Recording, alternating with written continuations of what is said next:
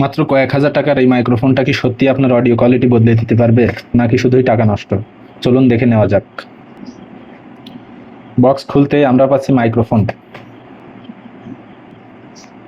একটা user manual, একটা কেবল, দুইটা উইন্ডশিল্ড, একটা পাউচ বা ব্যাগ। প্রথম দেখাতেই বিল্ড কোয়ালিটি বেশ প্রিমিয়াম মনে হচ্ছে, হাতে নিলেই বেশ মজবুত ফিল দেয়। এই মাইক্রোফোনে রয়েছে নয়েজ রিডাকশন ফিচার এবং USB type C 3.5 millimetre jack, তাই এটি মোবাইল, ল্যাপটপ বা ক্যামেরার সাথে খুব সহজেই ব্যবহার করতে পারবেন। এখন শুনুন এই মাইক্রোফোনের আসল সাউন্ড।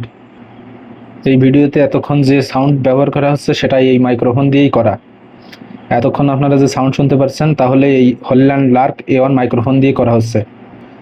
আমার কাছে ভয়েসটা বেশ পরিষ্কার এবং ব্যালেন্সড মনে হয়েছে এবং আশেপাশে নয়েজ খুবই কম।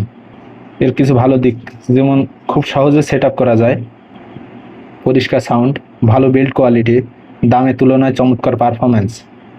একটু খারাপ দিক পেয়েছি, কিন্তু টাকার তুলনায় সেটা আসলে তেমন কিছু মনে হয়নি।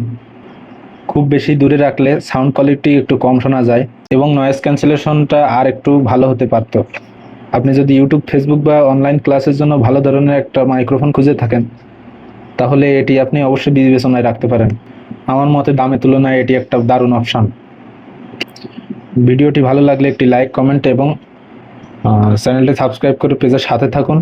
এই ধরনের টেক রিলেটেড ভিডিও পেতে চ্যানেলটি সাবস্ক্রাইব করে রাখুন। ধন্যবাদ।